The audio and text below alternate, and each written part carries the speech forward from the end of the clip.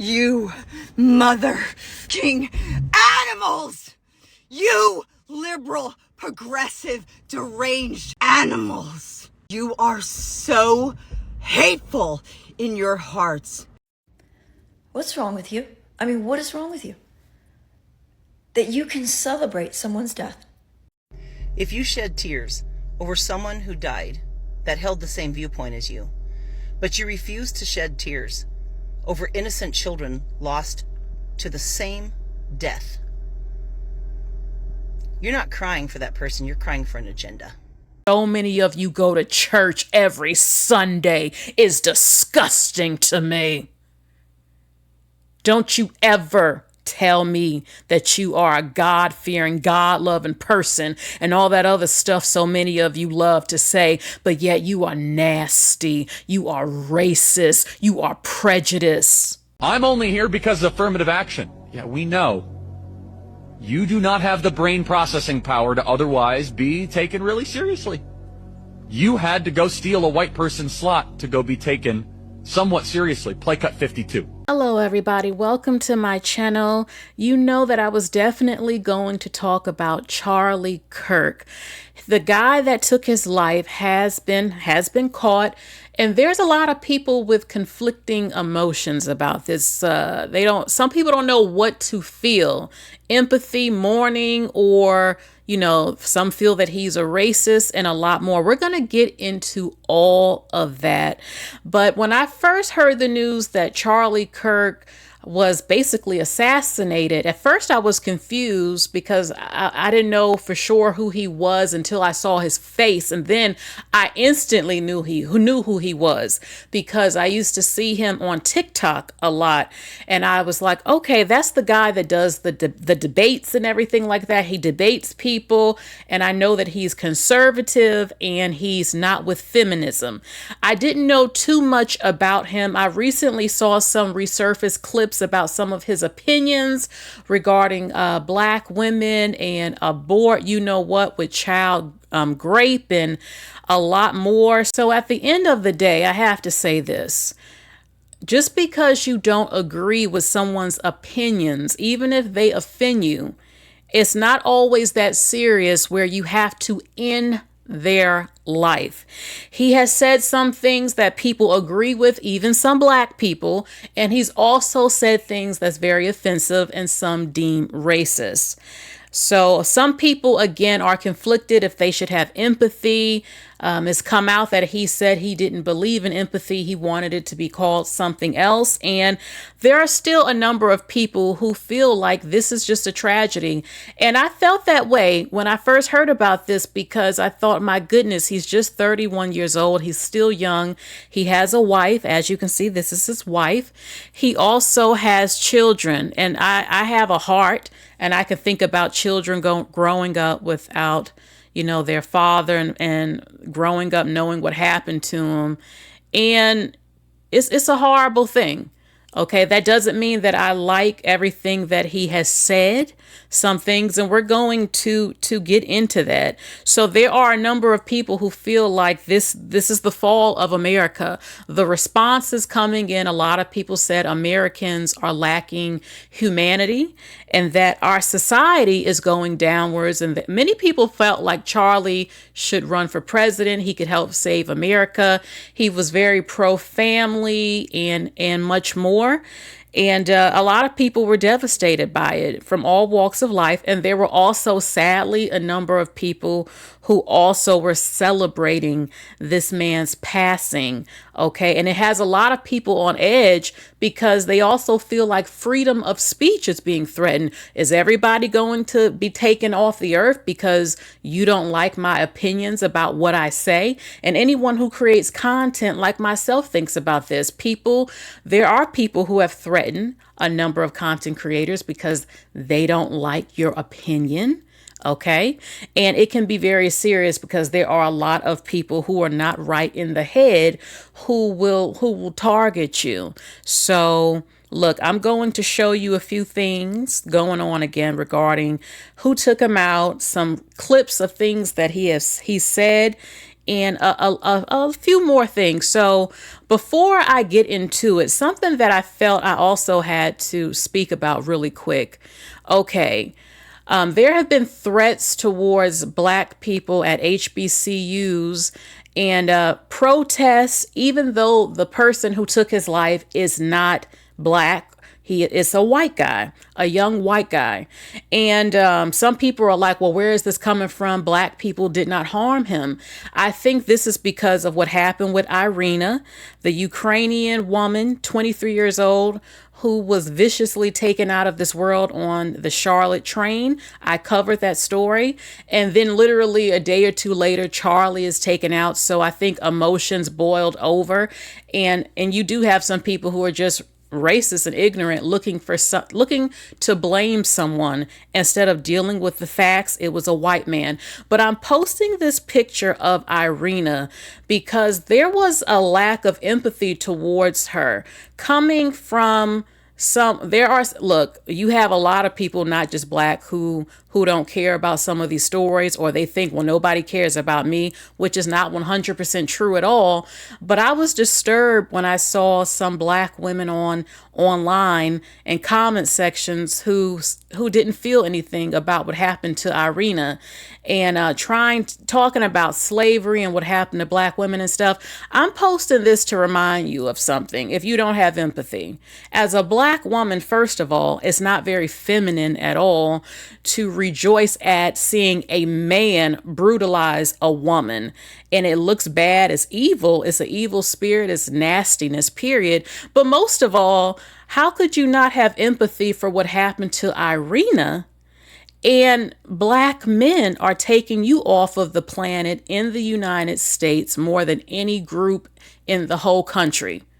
Black women's femicide is off the charts. So not only did this happen to Ireina, a white Ukrainian woman, but Black women, I need to remind you that Black men, just like the one who took her off the planet, are taking you off the planet like it's a sport every single week. Okay, Black women's femicide. So I find it very weird that you can't feel anything for. I'm talking, not all Black women feel this way. I'm talking about the ones who are very racist and nasty. It's crazy to me because white men are not taking you off the planet every day. It's Black men who also did this to Ireina. And yes, other groups of men also take women off the planet. I'm just making a point that it's very weird that you can't have sympathy for her, but yet you're always being murked up too, right? Just like her, by Black men. So it's very strange. Rest in peace to Ireina. If you don't think what happened to her was wrong, you are truly a disgusting, despicable human being. And I'm tired of you fake religious Christian Yahweh loving people, Black and white and all these other groups who don't have empathy when an innocent soul is taken off the planet. You are a disgusting human being, and I don't want to be associated with you. I don't care what race you are. Now, let's get back to Charlie. Okay, so he lost his life. He did have some views that people did not always like. Did his views cause harm to people? Did anyone lose their life over his opinion about Black on Black crime, traditional marriage, women, LGBTQ, and all that other stuff? No. Was it that serious to take this man away from his wife and children? Okay, so let's get into it a little bit more. Like I said, okay, so this is the guy that took him off the planet. He's 22 years old, and he did not fit the narrative that some people thought he would fit. He is 22 years old. He comes from a family of Republicans, and I also heard that he is Mormon. Again, these fake religious people who take the lives of people. Okay, so I'm not sure what his issue was with Charlie, but Charlie was taken out in Utah, and he was taken out by a young white man who look, Republican again. His family support Donald Trump. Mormons are known to be very traditional. So it definitely had some people shaking their head, and they were kind of surprised by it. As a matter of fact, I believe this is the governor. He said something that stirred up a lot of emotions with Black people because he did not want to believe it was one of them. a white person. Let's listen to what he said. You know, this bad stuff happens. Guys, this is my favorite part. For 33 hours, I was praying that What? You smell that? It smells like accountability. this had to happen here, be one of us. Oh God, no, please. Don't let it be a white man. Somebody drove from another state. Somebody came from another country. Look at this guy's face. Look, Somebody at his came from eyes. another country. It's like he got hit in the neck. You're not one of them, bro. Sadly, that prayer was not answered. Okay, so the governor, I believe it's the governor, excuse me if I'm wrong, he said for 33 hours he prayed that it wasn't one of them, aka a white man, probably Republican and conservative, and the Indian man in the background looks uncomfortable. And there were a lot of people, look, y'all know I keep it real on my channel. If you don't like real talk, this is not the channel for you. I'm not a sheep. I don't kiss anyone's butt regardless. I don't care what race they are. I'm going to tell it like the truth from what I've seen. What I don't understand why people got so kind of offended in a way, because people are acting in shock that he said this, but yet I hear black people say this all the time. Anytime there's a mass shooting, a mass unaliving, I literally will see black people before they find out who it is will say online, oh, thank God he's not black. Oh, thank goodness. Thank you, God, he ain't black. That's because you don't want to go down. You don't want the race to look bad and for people to target you and make the race look bad. So black people say this too. Okay, thank God he wasn't black. Thank you, Jesus. So he was thinking the same thing as a white person. Like, oh God, no. But you know what? His view is coming from racism though, because he probably stereotypes the thugs and the violent ones all as people of color, usually black men, or maybe he thinks maybe a Muslim or something, which is ignorant because we do see most of the mass, you know what's in this country are by white guys a lot. This is just a fact. But he probably just said, please, no. Not Charlie. Don't let it be one of us who did this.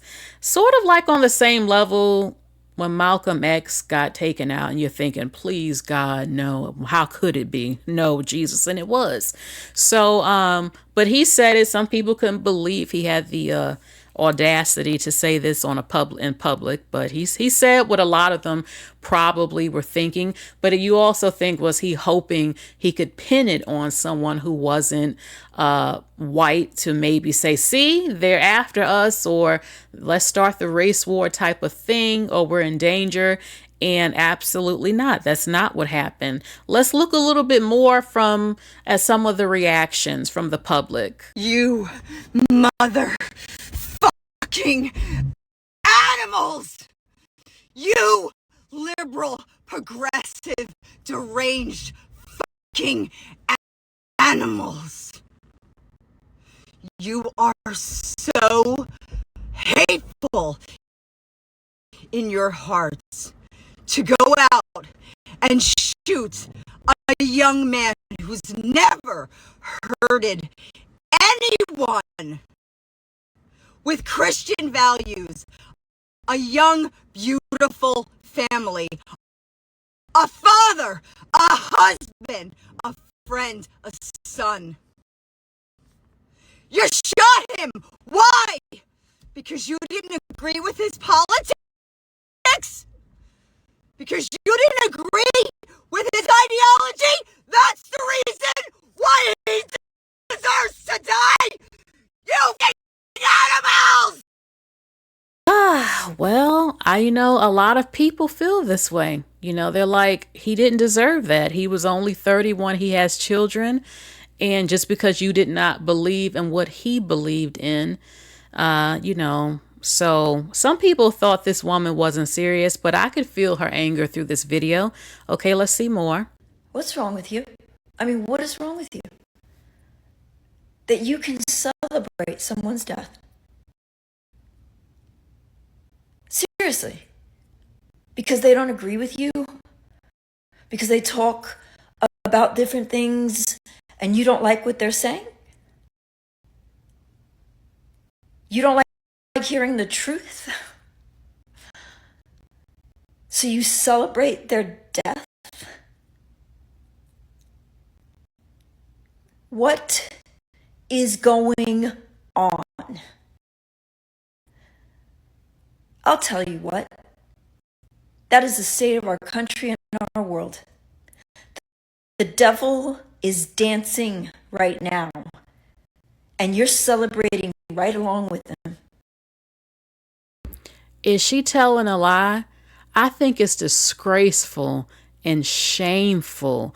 How many of y'all out here claim to be religious, claim to be God's chosen, claim to love Jesus and Yahweh and all that God is love? But I don't see any of that at large with the responses I saw about this. And I'm not saying I liked him. I'm just saying that, and it's not just him, it's other people. I see it every day, how much people lie who claim to be religious. The world does not reflect that on a global scale, especially what we see happening to children. Let's just keep it real. So God help you.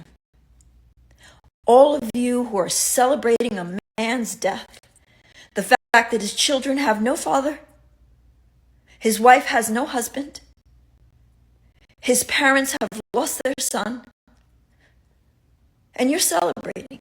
You know, I thought about his kids, I'm like, imagine your daddy's not coming home. Imagine what his wife was going through, sleeping in the bed, and her husband is never coming back in the bed. He's not laying beside her. I mean, that's just heartbreaking. Seriously, imagine you just never recover from something like that. You just don't. Okay? So hold on, let's see, it's something else. If you shed tears over someone who died that held the same viewpoint as you, but you refuse to shed tears over innocent children lost to the same death, you're not crying for that person, you're crying for an agenda. After Charlie's assassination, because that's what it was, there have been some racist groups, white groups, who are trying to target black students at HBCUs. Okay, 3 HBCUs in Alabama, Alabama State University, Hampton University, and Virginia State University have received threats. ASU and VSU are on lockdown, and Hampton has canceled classes, okay? And a lot of people feel like this is absolutely insane because, first of all, Charlie, again, was unalived by a fellow white man, a young white man, not anyone black. Okay, so it's very weird and strange. Very weird and strange. Why are you trying to target black people for something that black people have nothing to even do with?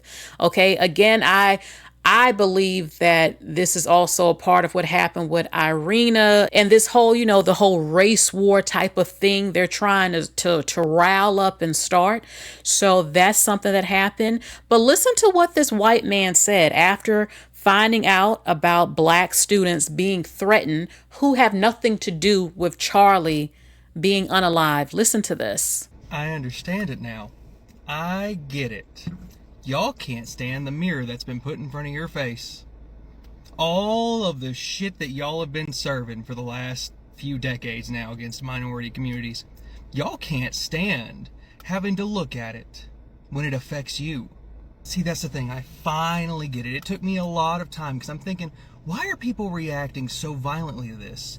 And it reminds me of the very first event that I had when I was escaping the alt-right pipeline and changing my mindset of that.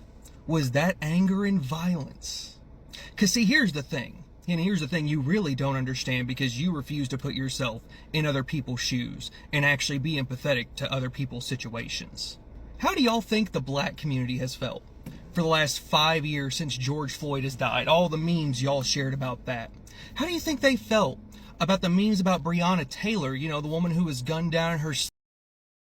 I had to jump in on this. First of all, I feel for Breonna, but George Floyd, he put a gun or a knife to a pregnant black woman's stomach.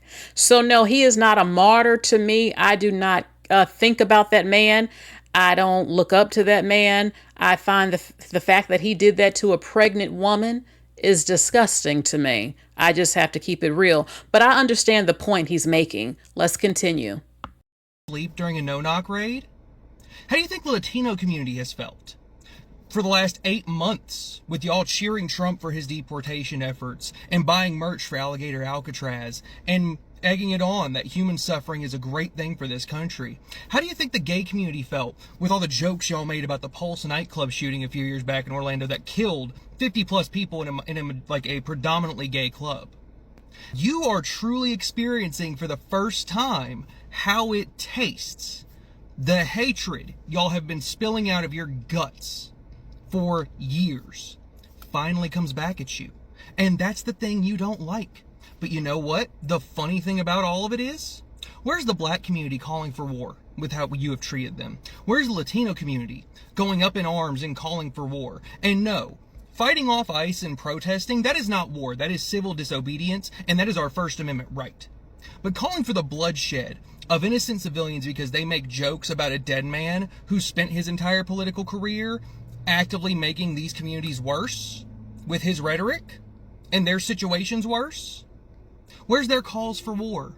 See, you're just now kind of coming out of the illusion that your hatred and bigotry that you claim is free speech is free of consequences from the actions of what you just said. Because you only ever say it online. Because when you do say it to someone's face, you almost always outnumber them 5-1. You almost always catch people in situations where they're at a disadvantage, so when you say these things, you're protected. But now with Charlie, in his situation, you're having to come to reality for the first time of the vile and awful things that you believe in, and you don't like it. You're having to eat that. You're having to stare it in the face, and what's your first response? To be violent and angry towards innocent people. Because you scream that everyone's entitled to their opinion. You love dark humor. But the second you see people making jokes about Charlie Kirk being gone, oh, that's too far? Oh, that's too far. The Halloween costumes of George Floyd being strangled to death. Oh, let's not even glaze over the fact that I'm seeing a bunch of posts going, congratulations, George Floyd, for being 5 years sober. Because he's dead. But now you want us to care. You're now noticing just how little actual emotion, like how little actual empathy and sympathy exist amongst your own ranks. Because the funniest thing about this entire situation is the fact that it was one of your own that killed him. It was a 22-year-old white kid from Utah who came from a conservative GOP family that loved Trump. And he was a registered Republican. So if you really, really, really think you want war or bloodshed with innocent people, how about you look in a mirror and why don't you sit there for a few days and actually digest and break down your beliefs? Because I'm sure it's screaming at you from the inside. I remember feeling that a lot whenever I was younger in the alt-right, was there's this interior voice that's screaming that the things you are saying and doing are wrong, but you don't care because it's getting you brownie points with the people around you because you've surrounded yourself with hateful people. How about you actually think for a few days on your politics and your beliefs? Because at the moment, y'all are disgusting. Y'all call us disgusting for celebrating Charlie Kirk's death. We think you're disgusting because really Charlie Kirk is no different than any child that has been shot in a school for the last fucking 2 decades. The things we have been trying to prevent, the things we've been trying to stop, the pain that these incidents cause families, yeah, how about you think about which side you've been fighting on that for a while? Can we stop for once, at least, maybe in our nation's history, stop trying to blame white on white crime on black people? Can we stop it for once, at least, please? Like, we all knew when Charlie Kirk was killed. We knew who this was going to be. We knew who the suspect was going to be, a young white man. We knew it. And yet, some people tried to spin this to say it was something else. And now threats are being lobbied against black students at universities. Black HBCUs are being threatened to be blown up. I think 4 of them had to shut down yesterday and today because they had to deal with bomb threats. It was never them. It's never been the black community. We always blame anybody else but ourselves. But the call is coming from inside the house. We are the problem. White on white crime, we are the problem. We have always been the problem. So let's for once stop trying to blame somebody else and look inward and try to address the actual problems that we are the ones creating upon ourselves. Anyway, thank you so much. Okay, so Martin Luther King, his son, has made a statement, and there are black people upset with him. They're saying we should have chose Malcolm, and oh, your sister has more courage and all this stuff. Let me read to you what he said about the passing of Charlie Kirk. Okay, let's see what he said that has black people upset that he would say this. Okay, there is a deep heaviness in our hearts for our nation today. The passing of Charlie Kirk is not only a tragedy for one man or one movement, it's a wound to the soul and to our nation. Whenever violence visits any of God's children, it diminishes us all. Whether we agree or disagree with the words that he spoke, we must never lose sight of his humanity, nor forget the sacred dignity that lives within each and every person. We are living in an hour of great moral crisis. Our public square is ablaze, not only with words of disagreement, but with the fires of hatred, suspicion, and revenge. The fabric of our beloved community is being torn apart by bitterness and the refusal to see our political opponents as our brothers and sisters. Let me be clear, violence, no matter its justification or its target, is not the answer. It's not the way. It has never been the way. Violence may silence a voice, but it can never change a heart. It may break a body, but it cannot heal a nation. We must not allow the righteous anger to harden into hatred, nor trade the dream of America for the nightmare of division. Today, we are being called to a higher way, a way that sees beyond left and right, beyond red and blue, beyond slogans and shouting. We are being called back to the table of brotherhood, to the hard but holy work of, reconciling. Let us not wait for another tragedy to mourn, nor for more blood to be spilled before we say enough. The time is now to lay down the weapons of rage and pick up the tools of peace. The time is now to listen again, to speak with humility, and to remember that no ideology is greater than our shared humanity. We pray for the healing for our nation and families and for all who suffer under the shadow of violence. And we pray that we may rise from this moment, not more divided, but more determined to build together that a more perfect union where justice rolls down like waters and righteousness like a mighty stream. Let us all walk on with hope in our heart and peace in our hands, okay? I don't have an issue with what he said because he's telling the damn truth, to be honest. How long are y'all going to keep fighting back and forth? The thing is, though, is that in life, you have different types of people, and we're all living together, thrown together. All of us, different types of people, what we believe in, racist versus non-racist. And we keep seeing it over and over, and people always trying to take an opportunity to start a race war or blaming everybody all the time, ignoring the people that love and support you and who have helped you, no matter what their race has been. And you see this over and over. His father wasn't Martin Luther King a pastor, a preacher. So why would you be shocked that this is his message when that's his father? And this man is into the church and he's about God's word and bringing humanity together. No one wants to keep seeing this over and over and over, or taking out people because, oh, you don't like their opinions. Now, here's the thing. In the Bible, it did say eye for an eye. I believe in getting the grapists of children, women, and men, SCX traffickers, cannibals, and all that type of stuff. They need to go. And I stand by the D penalty when it comes to that. But overall, what he is saying is that put down these weapons, stop arguing and fighting. You're tearing our country apart. This is not what my father passed away for. And this is not how it's supposed to be. But it's like y'all just cannot get it together. Y'all just can't. And I'm sick and tired of hearing people say we just can't live together. No, I can live with anybody because I'm not racist. The problem is that the racist people of all races need to go. They need to go to another planet, another island, another part of the country, and leave us who want to be with each other and get along the hell alone. But it's hard because we're all thrown together up in here, you know? So I completely agree with him, actually, because why would I want to live in a world where there's humans hating each other, or someone telling me what side of town I can't go on, or somebody being mean because, oh, well, you're not my race and all that? It's evil. And like I said, the fact that so many of you go to church every Sunday is disgusting to me. Don't you ever tell me that you are a God-fearing, God-loving person and all that other stuff so many of you love to say, but yet you are nasty, you are racist, you are prejudiced, but got the audacity to go to church and name your churches black and white churches, but yet you claim you serve the same God. You are freaking despicable.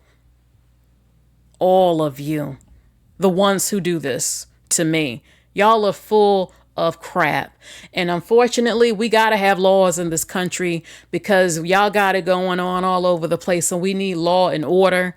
And I'm just tired of some of these people of all races with this crap over and over. And like I said, always pretending like there ain't good people who love you, who support you, who donate to you, who helped you through history, both black and white together. How you forget. Don't get me wrong. Yes, there are still racists in power and who are dangerous and who hurt people, refusing to look at names on resumes with black names.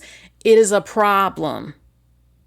And I don't know how that problem is going to get fixed where those of us, both white and black and Asian and Arab, who are not racist can get together. I don't know.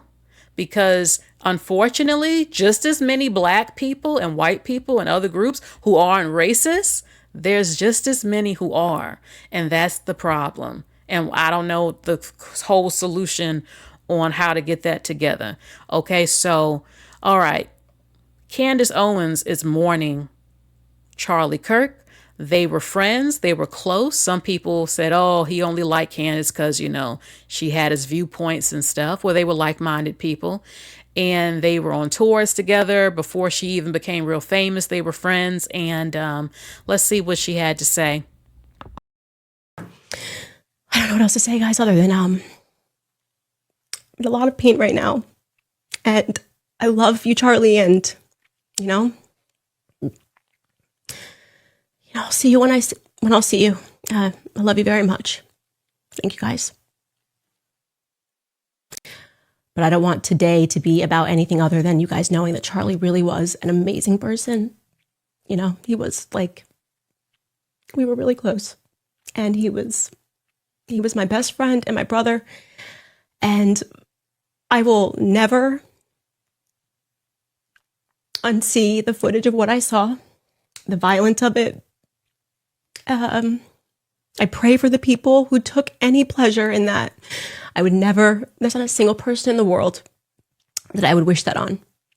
And least of all, someone with a heart like Charlie's. He loved his family, he loved his wife, he loved his country. And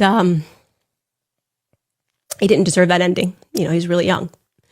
But I know that we will carry the torch. I will never allow the memory of Charlie to be forgotten, obviously, because there is no Candace without Charlie. You know, we came up in politics together. And so, but I don't want today to be about anything other than you guys knowing that Charlie really was an amazing person. Okay. And I definitely, if there were people criticizing Candace saying, oh, she wasn't crying. Look, she's probably trying to hold it together. You know, she's on a public platform. And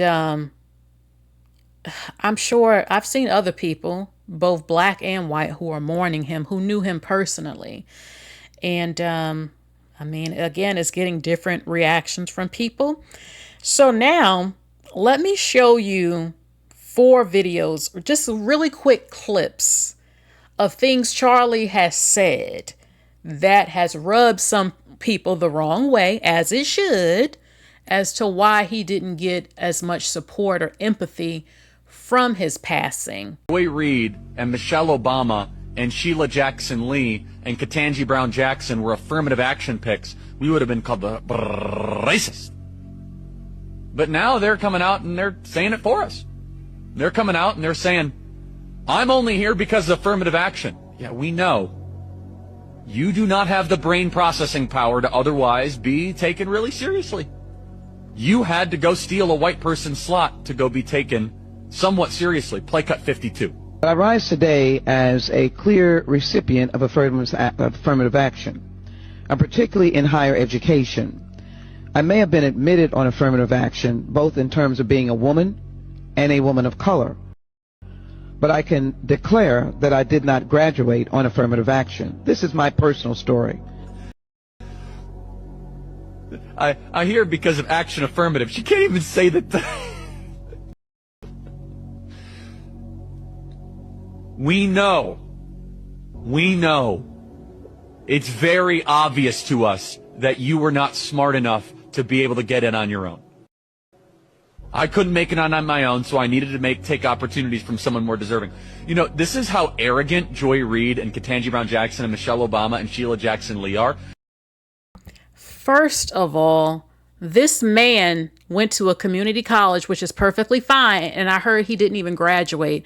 She said herself, yes, I got in because of affirmative action, but I graduated because I worked my butt off. It just helped her get in. She had to do the work. She had to be qualified. She had to pass her tests to get where she is. Affirmative action, especially during her time, baby, the reason affirmative action existed was because of discrimination against black people getting into schools. That's why, because of unfair practices. That's the whole point of why it was put in place. Okay? Yes, she got in, but she had to work to get where she's at. Period. Michelle Obama is extremely intelligent. That woman was working, I believe she was running a hospital or something like that before she even became first lady. Maybe when her and Barack were dating, she was making big money and managing something in healthcare. She's not an idiot. The guy sounded like a hater. Okay? They're so narcissistic, they think this is persuasive. They think we're like, oh, of course. That's why we need affirmative action. Because you have impressed us with your brilliance. Of course. Oh no, imagine the world without Joy Reid. Imagine the world without Sheila Jackson Lee or Michelle Obama or Ketanji Brown Jackson. They think this is persuasive. They think as they kind of now reveal that I'm only here because of anti-white, anti-Asian forced discrimination policies. That turned me into a bitter, resentful activist that hates white people, honestly, through our policies. Charlie Kirk said in a tweet yesterday that Ketanji Brown Jackson is a diversity hire. She's only there because she's a black woman. You dropped out of community college, my guy. Your skills are being 6'4" and being white. Justice Brown Jackson has a bachelor's degree from Harvard. She was near the top of her class. And she has a Juris Doctor, a JD, from Harvard. That's a law degree for you who never graduated from any college with anything ever. And she was also near the top of her class in that too. Matter of fact, do you even know what a bachelor's degree looks like? You don't? I got you. That's the bachelor's degree, you know, because you never reached that level. You didn't even reach the associate's level, so you don't understand what that is. Let me ask you another question, gums aplenty. Do you know what a master's degree looks like? So if you had a daughter and she was 10 and she got raped. And she was going to give birth and she would, no, wait. Oh, and she was going to give birth and she was going to live. Would you want her to go through that and carry her baby? That's awfully graphic. It's no, but it's a real life scenario that happens to many people. The answer is yes, the baby would be delivered. Oh, okay, great. So that's insane. So if you had a daughter and she was 10. This was disgusting to me. First of all, this is the problem, okay? He said it's too graphic. You can't handle hearing that a 10-year-old girl is raped. This happens every day in the world. And if your little girl got a menstrual cycle at 9 or 10, she can get pregnant. And giving birth will literally rip her apart. She has a small pelvis. She's not supposed to give birth. Her body isn't made for it at that age. So he said, oh, well, if she got raped at 10 years old, she's still going to go through and have that baby. That's absolutely sickening to me. Absolutely sickening. But there are a lot of people who feel like him. You have a lot of these men who are trying to push laws and they don't understand women's bodies. They don't understand nothing about our bodies as little girls, teenagers, or women. Nothing. They just want to force you to have your rapist baby. And then they don't want to adopt any of the kids in the foster system. Or they think they're going to force you to raise that child after something like that happened or something. You know how traumatic that is for a 10-year-old? But he agreed with that, having the baby of the rapist. Now, here is something that I did like that he said. Women want to be they want to be taken care of. I know this is like super provocative, but like deep down, they want a man to be able to provide for them financially. Should a man pay on the first date? 100%. Like, what kind of a wuss beta male is splitting the check? But, like, who are you? It's like, I'm just sorry. It's I would go into debt and like scrub dishes before a woman paid for it. I split the check quite a lot. So I'm sorry. I don't mean to offend you. You guys are great. That's incomprehensible to me. I think that's... To me, I thought it was a great financial decision. So from your prism, I totally get that. And like, you have really good financial discipline. I'm sorry, like I would be so humiliated if I find that to be like the greatest beta male like humiliation. To save money? To like the idea that a woman that you're trying to court. Now, if it's like a friend thing as a first date, you don't even know if she's like the quality. It does not matter. I'm sorry. By the way, that money you save is not worth the honor that you compromise. It is such a big deal. It's a massive deal. So that's definitely one thing I can say that I like that he said, because these guys today, and I blame women who didn't teach their daughters or sons, and fathers who didn't teach their sons, and women putting up with the crap and allowing these guys to get away with treating you this way. So I like that he stood up for men. Be a man. You're paying for that first date and other dates. You're courting her, and this is not how it's done. He had those type of traditional values, and a lot of the dating right now between men and women is terrible because men and women, especially a lot of men, are, well, they're feminine, a lot of them, and they're not leading and making women feel like women and putting women in the masculine role and all that other stuff. So, okay, so that's one thing he said that I like. Now, here's something he said that pissed off a lot of black people. Black America really needs to get its act together and stop sleeping around all the time, and it needs to actually have Why would you? Because it's true.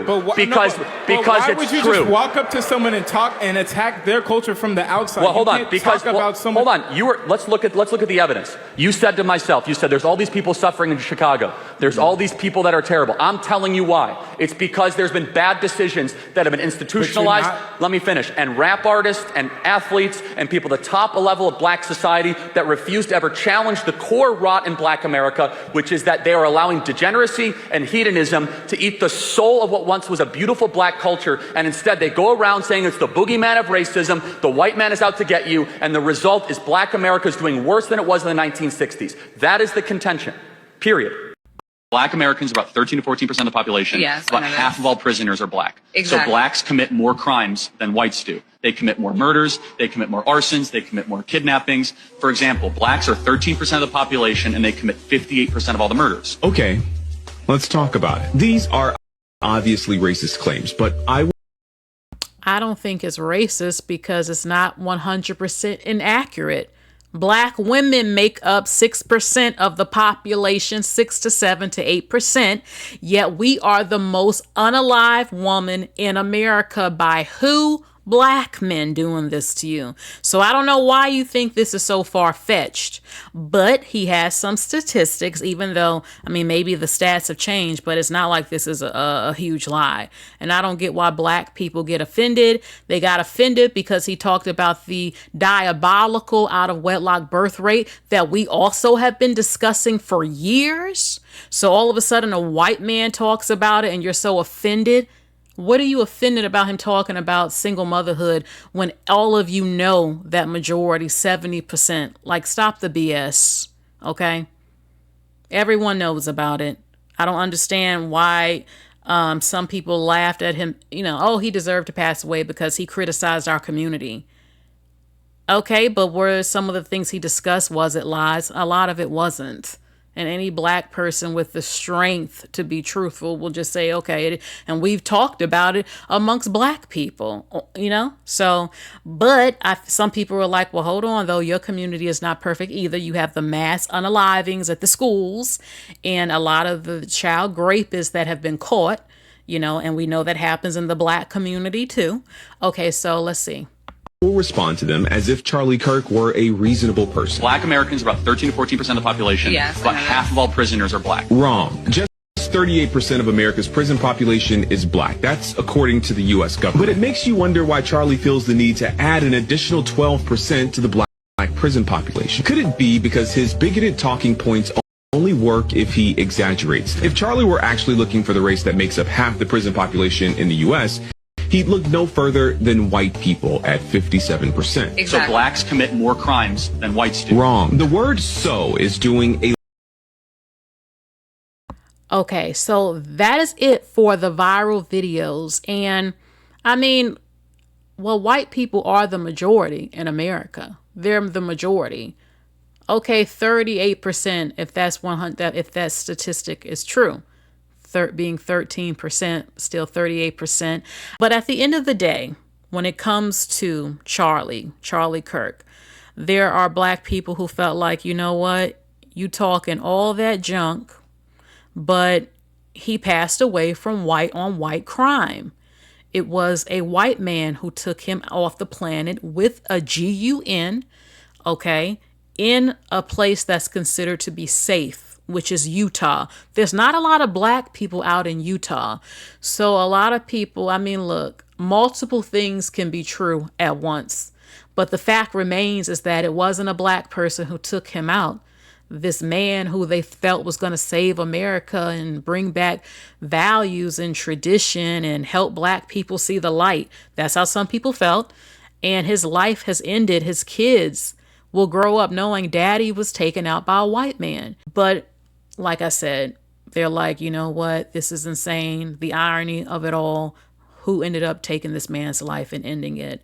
So there are people who feel like you just shouldn't stereotype. You shouldn't stereotype all the time, even if some stereotypes sometimes can be based on some things that happen, because at the end of the day, there are crazy people all over the country, all over the world. Okay. Now I know people will say, well, we look at what we see, the statistics. Okay. That's true. But I see the news all the time, and people seem to be getting crazier and crazier of all races that I'm seeing. But at the end of the day, I mean, he shared some views. Other people have shared some of his views, but he was very popular. Some black people had no issue with him. And there are a lot of black people who do not like this man. They are not mourning this man. And there are white people who also are not mourning this man, people who are LGBTQ. Someone said that he said LGBTQ people should be stoned. I don't know if that's 100% true. He did not support that lifestyle. He did not support feminism, and not all feminism is toxic at all. Insulting Michelle Obama and black women, saying that, you know, we as black women are not as smart. That's disgusting to me. And that, oh, just because you got in because of affirmative action, that doesn't mean they're not qualified just because they got help being able to get into a school. Again, it was put in place because of racism and discrimination that still exists. And I will have a video talking about that.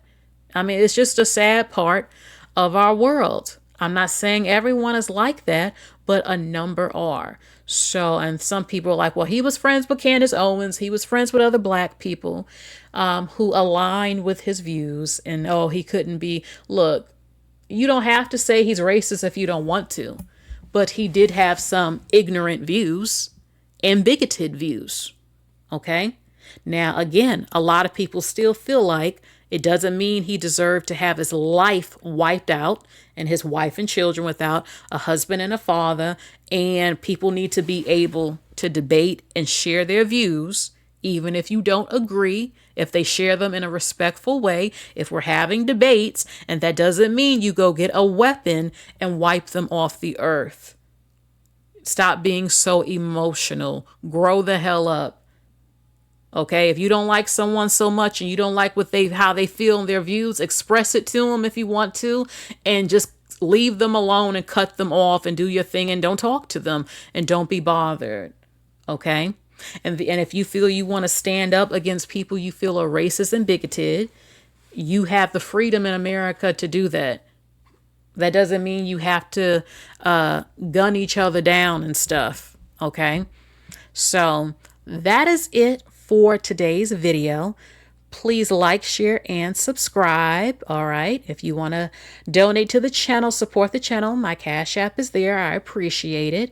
Okay. Y'all see me holding a cute little fur baby. All right. Also, a company that I would like to support is Jessica Rich. I love Jessica Rich. She is amazing. I used to watch her right here on YouTube, and she has her own store where she sells clothing, shoes, handbags, accessories. Look at these fabulous boots. I love that purse. Visit www.jessicarich.com. You see it right up here. Okay, so thank you again for stopping by. I will be reading your comments. Please keep it respectful. Okay, and I'm always giving my honest opinion, period. I'm not a sheep. But I will say is that I did not agree with all of his views. Some of them I did, and some of them I didn't. And what he said about black women is highly offensive, period. So, but now the man has lost his life. And again, a lot of people who share our opinions feel on edge because at the end of the day, we live in America and we don't want free speech to be in trouble, you know, or feel in fear if you go on a tour or go to debates and everything. So this is serious.